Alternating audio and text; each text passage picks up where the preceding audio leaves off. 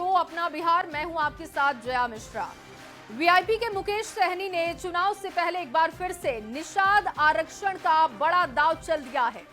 बिहार में निषाद आरक्षण को लेकर मुकेश सहनी ने कहा कि अगर पीएम मोदी बिहार में निषाद समाज को आरक्षण देने की मांग पूरी कर देते हैं तो वो उनके लिए प्राण भी दे देंगे। सहनी के इस बयान पर अब सियासी बवाल मचा हुआ है और इसके सियासी मतलब निकाले जा रहे हैं। आपको रिपोर्ट दिखाते हैं।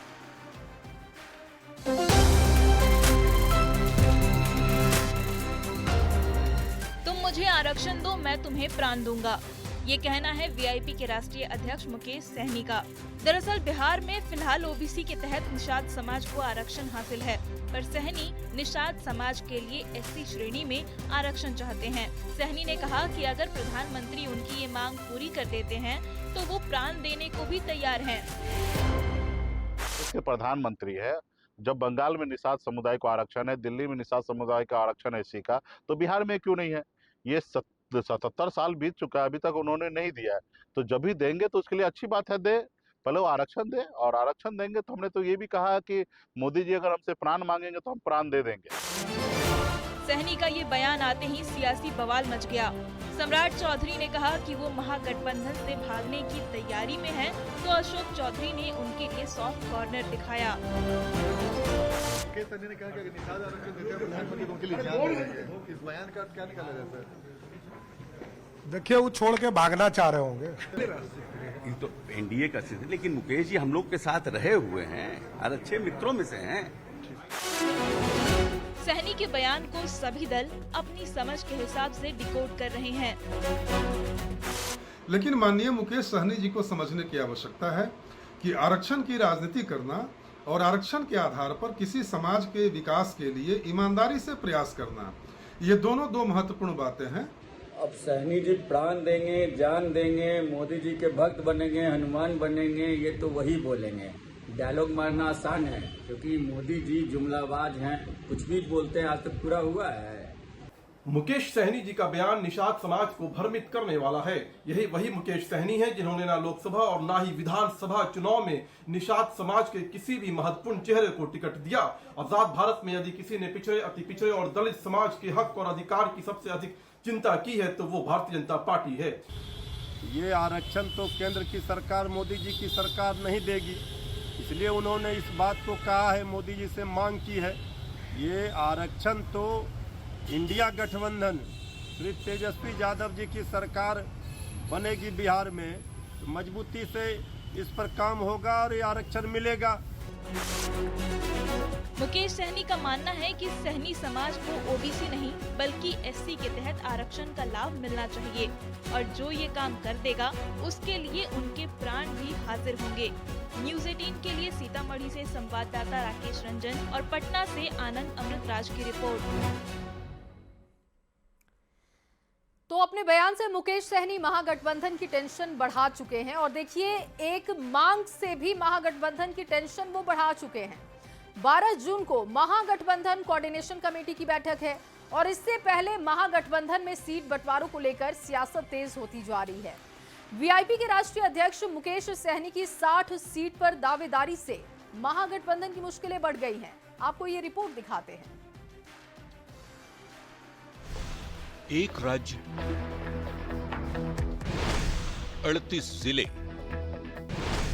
और 243 विधानसभा क्षेत्र।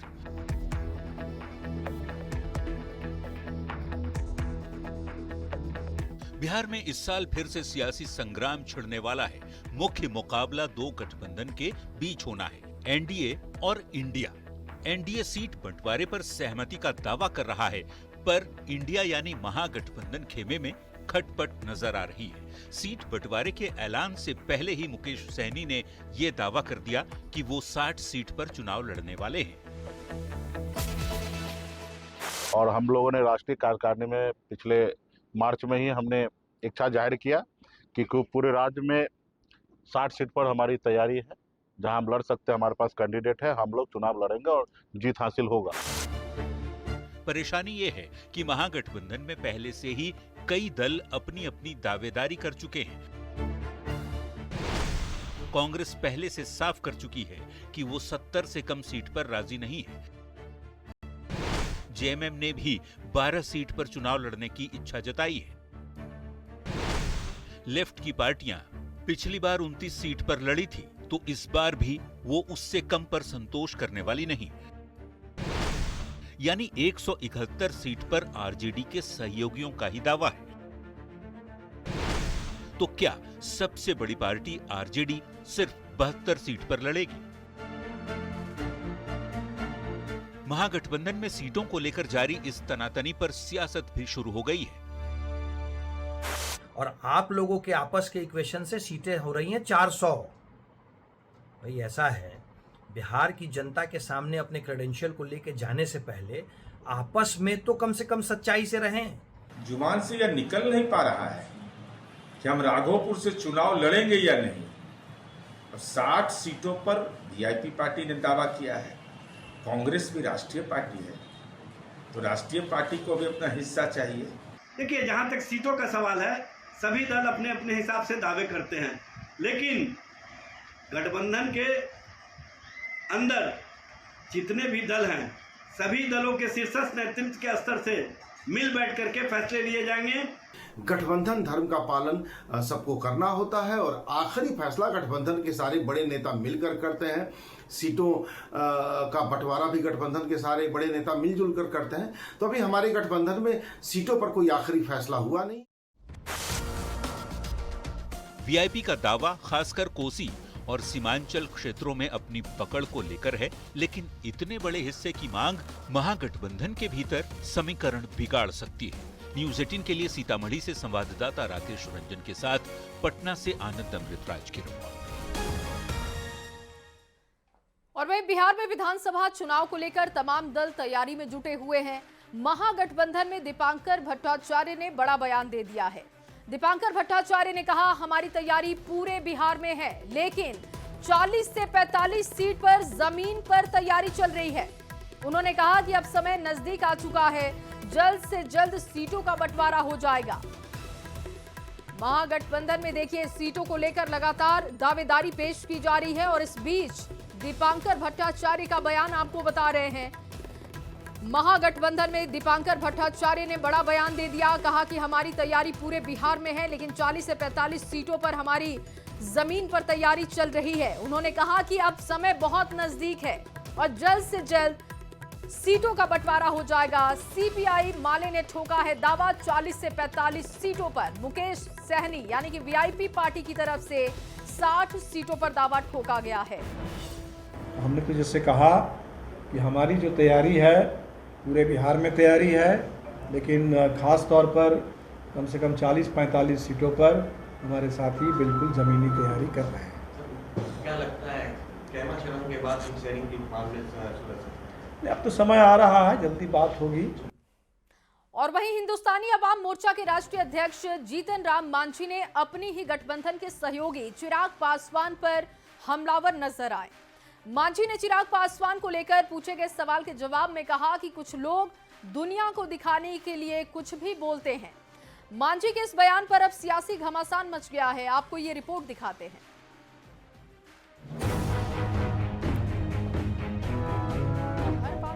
बड़े बड़ाई ना करे, बड़े ना बोले वो।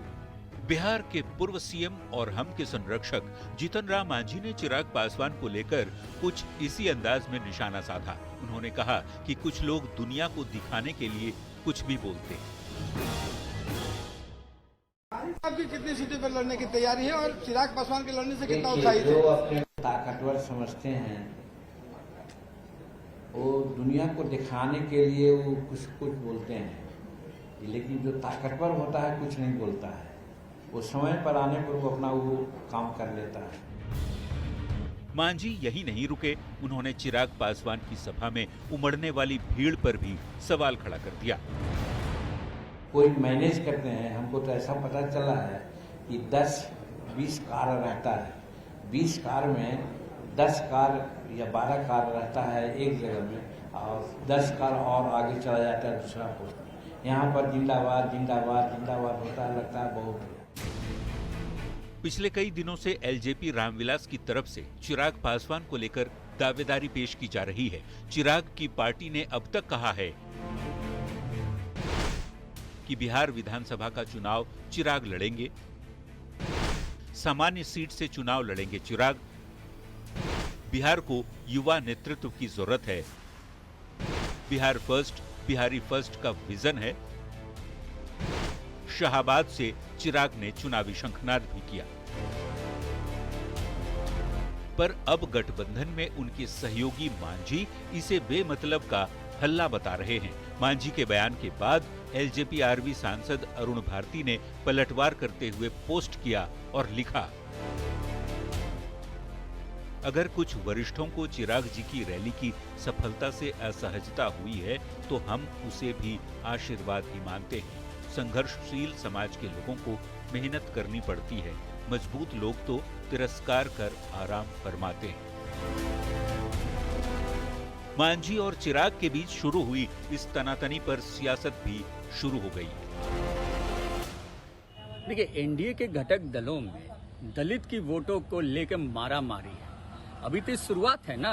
लोग कहते हैं कि एनडीए खाने में सब कुछ ठीक है, कुछ ठीक नहीं है। नूरा कुश्ती का खेल जो एनडीए के अंदर चल रहा है, उसमें कहीं ना कहीं भारतीय जनता पार्टी चिराग पासवान का इस्तेमाल कर रही है और जनता दल यू जीतन राम मांझी जी का, और दोनों मिलकर के कहीं ना कहीं इस बात को स्पष्ट कर रहे हैं कि इन लोगों को जनता और जनता के हितों से मतलब नहीं है, जनता के सवालों से मतलब नहीं है। चुनावी साल में चिराग की दावेदारी पर अब सवाल उठने लगे हैं। देखना होगा कि एनडीए में शुरू हुआ ये आपसी आरोप प्रत्यारोप आगे कौन सा मोड़ लेगा। पटना से संवाददाता रवि एस नारायण के साथ ब्यूरो रिपोर्ट, न्यूज़ 18। और वहीं चिराग पासवान पर जीतन राम मांझी के बयान पर सियासत गरमा गई है। एलजेपी-आरवी सांसद राजेश वर्मा ने मांझी के बयान पर आपत्ति जताई है। राजेश वर्मा ने कहा कि मांझी के बयान से लोक जनशक्ति रामविलास के कार्यकर्ताओं को ठेस पहुंचा है। मांझी ने कार्यकर्ताओं को बिकाऊ बताकर अच्छा नहीं किया। राजेश वर्मा ने मांझी को चुनौती देते हुए कहा कि आप पैसे देकर भी ऐसी भीड़ जुटाकर देख लें। दुख तब होता है जब एक वरिष्ठ जनप्रतिनिधि, केंद्र मंत्री और हम लोग के अभिभावक, जब उनके द्वारा उन तमाम कार्यकर्ताओं को बिकाऊ कहा जाए, उन तमाम कार्यकर्ताओं पर यह आरोप लगाया जाए कि वो पैसे पर आने वाले, बिकने वाले लोग हैं, तो ये न केवल एक पार्टी के वरिष्ठ नेता को यह शोभा देता है, बल्कि उन कार्यकर्ताओं की भावनाओं को भी कहीं ना कहीं खेद करता है, जो कड़ी धूप में अपने नेता के लिए सैकड़ों किलोमीटर चलकर वहां पर आया, अपने नेता को देखने, सुनने और अपने नेता के प्रति अपनी आस्था को व्यक्त करने। उम्मीद नहीं करते हैं एक वरिष्ठ नेता से और अभिभावक से कि वो कभी भी, ये किसी के लिए भी शोभनीय नहीं है कि कोई भी किसी भी पार्टी के कार्यकर्ताओं को बिकाऊ कहे, या इस बात को लेकर मैं तो उनको खुले मंच से कहता हूं कि मैं समझ सकता हूं कि ये पीड़ा क्यों है। आप पैसे देकर भी ऐसी भीड़ जुटाइए ना, आपको किसने रोका है? और वहीं अपराध पर आरजेडी के राष्ट्रीय अध्यक्ष लालू प्रसाद ने एक्स पर पोस्ट कर निशाना साधा, तो एनडीए नेताओं ने भी पलटवार करते हुए उनके ही शासनकाल की उनको याद दिला डाली है। आपको ये रिपोर्ट दिखाते हैं।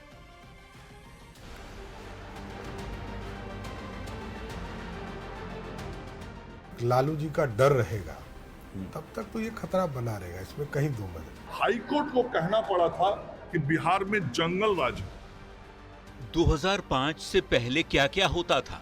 मंगलवार को अचानक एनडीए नेताओं ने एक एक कर 2005 के पहले के हालात बताना शुरू कर दिया। किसी ने डॉक्टरों के पलायन के आंकड़े गिनाए। किस तरह यहां से किडनैपिंग होता था, किस तरह यहां से सारे उद्योगपति भाग गए। तो किसी ने कहा जंगल राज। जैसे ही शाम के 5 बजे का जिक्र होता है तो जंगल राज याद आ जाता है। तो कोई अपहरण और अपराध की सेटलमेंट का सेंटर तब के मुख्यमंत्री आवास को बता रहा है। यदि कोई अपराध और अपहरण का मामला होता है तो उसके सेटलमेंट का एड्रेस क्या है, ये सब पूरा बिहार की जनता जानती थी और बोलती थी कि वो सेटलमेंट का जगह सीएम हाउस होता है। सवाल है कि 2025 में 2005 और उससे पहले की बात क्यों? तो उसका जवाब है आरजेडी अध्यक्ष लालू प्रसाद का सोशल मीडिया एक्स पर किया गया पोस्ट। लालू प्रसाद ने अपराध के मुद्दे पर नीतीश सरकार को घेरते हुए लिखा, नीतीश बतावें कि शाम 5 बजे से पहले घर में घुसकर ही कितनी हत्या हो रही है। क्या नीतीश जानते, पहचानते और समझते हैं कि उनके शासनकाल में आधिकारिक आंकड़ों में 65,000 हत्या हुई है। नीतीश बीजेपी ने विधि व्यवस्था का दम ही नहीं निकाला बल्कि उसका अंतिम संस्कार भी कर दिया है। बिहार में इतनी भ्रष्ट, लापरवाह और कामचोर पुलिस कभी भी नहीं रही। लालू प्रसाद ने बिहार में बढ़ते अपराध पर सवाल क्या उठाया, खुद ही घिर गए। एनडीए नेताओं ने एक एक कर उनके शासनकाल की याद दिलाई और लालू प्रसाद पर पलटवार करते हुए सम्राट चौधरी ने यहां तक कह डाला कि जब तक बिहार की राजनीति में लालू प्रसाद और उनकी पार्टी है, निवेशकों में एक डर का माहौल बना रहेगा। बिहार में अब नहीं होते संगठित अपराध, जो गैंग जेल से बाहर, वो भी आरजेडी का हिस्सा। लालू का जब तक लालू जी का डर रहेगा तब तक तो ये खतरा बना रहेगा, इसमें कहीं दो मत। हाल के दिनों में आरजेडी के नेता अपराध के मुद्दे पर नीतीश सरकार को घेरने का कोई भी मौका नहीं चूकते, लेकिन जैसे ही अपराध की बात होती है, एनडीए के नेता लालू परिवार और उनकी पार्टी के नेताओं को 2005 से पहले का आईना दिखा देते हैं, जिस शासन को लेकर पटना हाईकोर्ट तक ने जंगल राज शब्द का इस्तेमाल कर दिया था। न्यूज़ 18 के लिए दिल्ली से अमितेश सिंह और पटना से धर्मेंद्र कुमार के साथ ब्यूरो रिपोर्ट। और वहीं अपराध पर लालू प्रसाद के पोस्ट पर बिहार की सियासत गर्मा गई है। केंद्रीय मंत्री मांझी और बीजेपी सांसद धर्मशिला देवी ने लालू प्रसाद पर निशाना साधा, तो वहीं आरजेडी प्रवक्ता शक्ति सिंह यादव ने बीजेपी पर पलटवार किया है। सुनाते हैं आपको। जो गर्त में भेजने वाला आदमी अगर कहे ऐसा तो शोभा नहीं देता है, क्योंकि हम लोग तो 1980 से हैं, देखा है उनका कार्यकाल 2005 के पहले कहाँ था। चोरी डकैती होती से एक नंबर में निगोशिएशन होता था। छोड़ दीजिए जी, खाने पाने वाला है, भूखा है, कुछ दे दीजिए, छोड़ देगा। ऐसा आज नहीं हो रहा। आश्चर्य है, एक अपराधी ही अपराध की बात कर रहे हैं। और लालू जी और राबड़ी जी का जब शासनकाल था तो बिहार में सिर्फ अपराधी दिख रहे थे। व्यवसायियों के शटर 6 बजे बंद हो जाते थे, महिलाओं सड़कों पर नहीं चल सकती थी और युवाओं का दिन दहाड़े हत्या किया जाता था। आज बिहार के अंदर में हो रहे हत्या पर चुप्पी साधता, उसका प्रतीक कौन है? उस हत्या का प्रतीक ही लोग है, मुख्यमंत्री, उप मुख्यमंत्री। सेंटर होम जो संस्थागत रेप का एक घिनौना तस्वीर था, वो कौन था, किसके प्रतीक था? उसके प्रतीक कौन थे? भाजपा के लोग या सम्राट चौधरी? खुद बताना चाहिए अंतर करके। राज्यसभा सांसद और राष्ट्रीय लोक मोर्चा के राष्ट्रीय अध्यक्ष उपेंद्र कुशवाहा ने एक बार फिर से एनडीए गठबंधन को नसीहत दी है।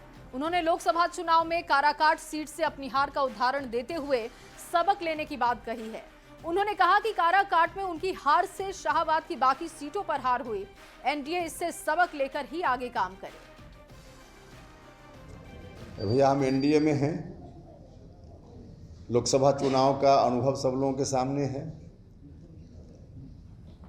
अगर काराकाट का उम्मीदवार एनडीए का नहीं हारता तो अगल बगल में भी एनडीए नहीं हारता, यह बात तो स्पष्ट है। आगे ऐसी स्थिति न आवे, हम इस बात को लेकर सचेत करना चाहते हैं अपने साथियों को। और कोई भी स्ट्रेटजी हम आगे की बनाते हैं तो पुराना जो एक्सपीरियंस है उससे कुछ सबक लेते हैं और आगे की स्ट्रेटजी में उसको शामिल करते हैं ताकि आगे की स्ट्रेटजी दुरुस्त हो। यही बात तो हम बोल रहे हैं। और स्वाभाविक रूप से वहाँ उपेंद्र कुशवाहा हारा तो पूरा एनडीए हारा।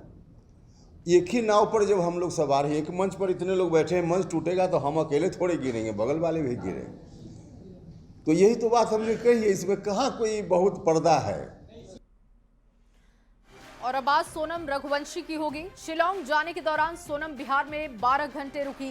सोनम पहले बक्सर थाने पहुंची, फिर पटना के फुलवारी शरीफ थाने में रही और इसके बाद मेघालय पुलिस सोनम को लेकर शिलांग चली गई।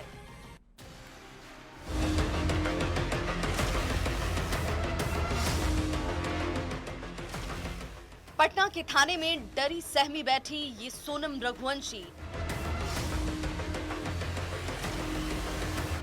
जिसकी बेवफाई की चर्चा पूरे देश में हो रही है। सोनम को पूछताछ के लिए शिलांग ले जाने से पहले फुलवारीशरीफ थाने में रखा गया। कड़ी सुरक्षा के बीच सोनम को पुलिस गाजीपुर से बक्सर लेकर पहुंची और फिर पटना के थाने में रखा गया। थाने में बैठी सोनम बार बार अपना चेहरा छिपाती रही। महिला पुलिस कर्मियों की मौजूदगी में थाने में बैठी सोनम रघुवंशी नर्वस और सदमे में नजर आई। पटना से सोनम को मेघालय पुलिस गुवाहाटी के रास्ते शिलांग लेकर जा रही है। राजा रघुवंशी हत्याकांड में सोनम को गाजीपुर से फुलवारीशरीफ लाया गया था, थाने में रखा गया था और मेघालय की पुलिस ने सोनम को पटना एयरपोर्ट लेकर पहुंची है और जो कोलकाता उनको ले जाना है, कोलकाता इंडिगो की फ्लाइट से ले जाया जाएगा और फिर कोलकाता से गुवाहाटी और फिर सड़क मार्ग से शिलांग ले जाया जाएगा। सोनम रघुवंशी को 3 दिन के ट्रांजिट रिमांड पर लेकर मेघालय पुलिस शिलांग जा रही है। वहीं 4 अन्य आरोपियों को 7 दिन की रिमांड मिली है। इन आरोपियों से पुलिस मेघालय में पूछताछ भी करेगी। पूछताछ में कई चौंकाने वाले खुलासे हो सकते हैं। आपको बता दें कि सोनम रघुवंशी की बिहार में एंट्री सोमवार को रात करीब 12 बजे बक्सर से हुई। बक्सर के आदर्श नगर थाने में मेघालय पुलिस टीम आधे घंटे तक रुकी रही। फिर वहां से मेघालय पुलिस की गाड़ी को बिहार पुलिस ने स्कॉट करना शुरू किया। फिर सुबह करीब 3 साढ़े 3 बजे सोनम रघुवंशी को पटना के फुलवारीशरीफ थाने में लाया गया। सोनम रघुवंशी ने रास्ते में कुछ नहीं खाया, बस जागती रही। पूरे सफर में उसको नींद नहीं आई। फुलवारीशरीफ में उसे सुबह का खाना दिया गया। फिर मेघालय पुलिस सोनम को लेकर शिलांग जाने के लिए एयरपोर्ट के लिए निकल गई। बेवफा सोनम ने बिहार की धरती पर 12 से 15 घंटे गुजारे। शादी, हनीमून और खौफनाक साजिश और सोनम की बेवफाई की चर्चा अब पूरे देश में हो रही है। न्यूज़ 18 के लिए पटना से धर्मेंद्र कुमार की रिपोर्ट। और देखिए, एक तरफ लापरवाही बरतने पर सरकार ने 7 लापरवाह चिकित्सा पदाधिकारियों को सेवा से बर्खास्त कर दिया, तो दूसरी ओर मधेपुरा के जननायक कर्पूरी ठाकुर मेडिकल कॉलेज में सुरक्षा गार्ड का मरीज को स्लाइन चढ़ाने का वीडियो वायरल हो गया। हालांकि कॉलेज प्रबंधन ने गार्ड को ड्यूटी से हटा दिया, लेकिन सवाल है कि कब तक ऐसी लापरवाही की तस्वीरें सामने आती रहेंगी। आप भी देखिए।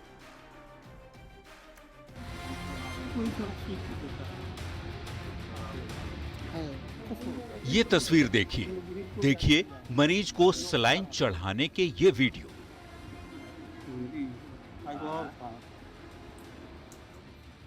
देखिए कैसे चेहरे पर मास्क और हाथ में ग्लव्स पहना ये व्यक्ति मरीज को सलाइन चढ़ा रहा है। जानकर हैरान रह जाएंगे कि सलाइन चढ़ाने वाला कोई डॉक्टर या कंपाउंडर नहीं, बल्कि एक सुरक्षा गार्ड है।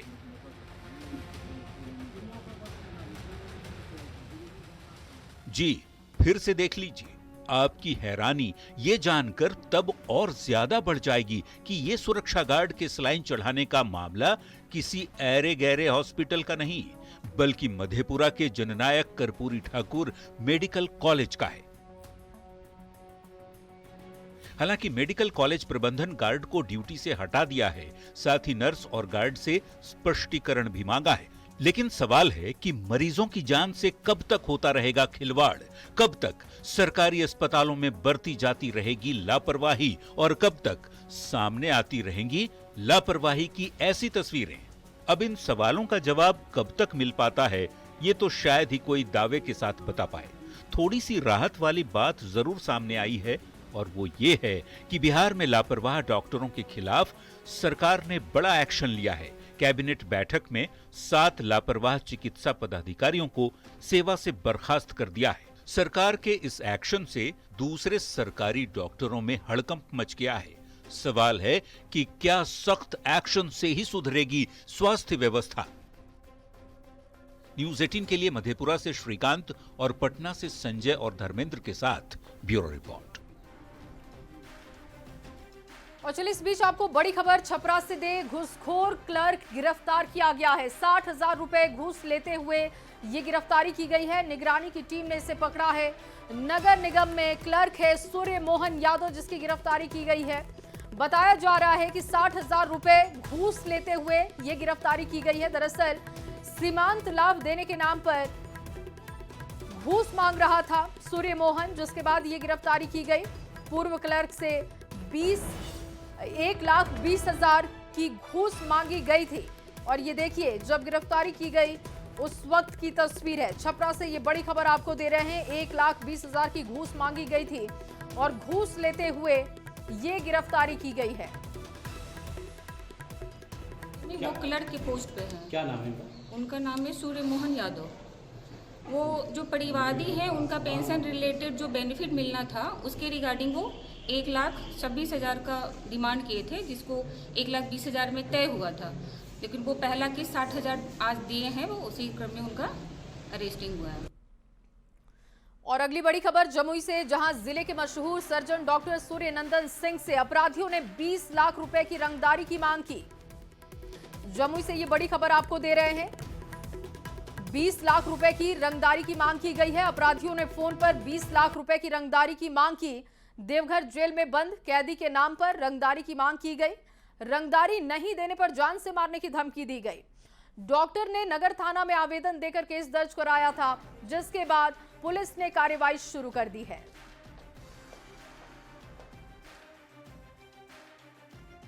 नंदन सिंह हैं, जो कि यहीं जमुई के रहने वाले हैं, और ये जो है सर्जिकल केयर हॉस्पिटल में जनरल फिजिशियन और सर्जन के रूप में काम कर रहे हैं। इनके द्वारा बोला गया है, एक नंबर दिया गया, उसके धारक के द्वारा रंगदारी मांगने की बात बताई गई है और हम लोग उसका देख रहे हैं। उसका टावर लोकेशन और CDR निकाल करके विश्लेषण कर रहे हैं कि ये आदमी कौन है और फिर इसकी सच्चाई तक जाएंगे हम लोग। कितने की रंगदारी मांगने की बात आई है? इसमें तो 20 लाख रुपए इन्होंने लिख करके दिया है कि 20 लाख से दीजिए, नहीं तो जान मार देंगे। के साथ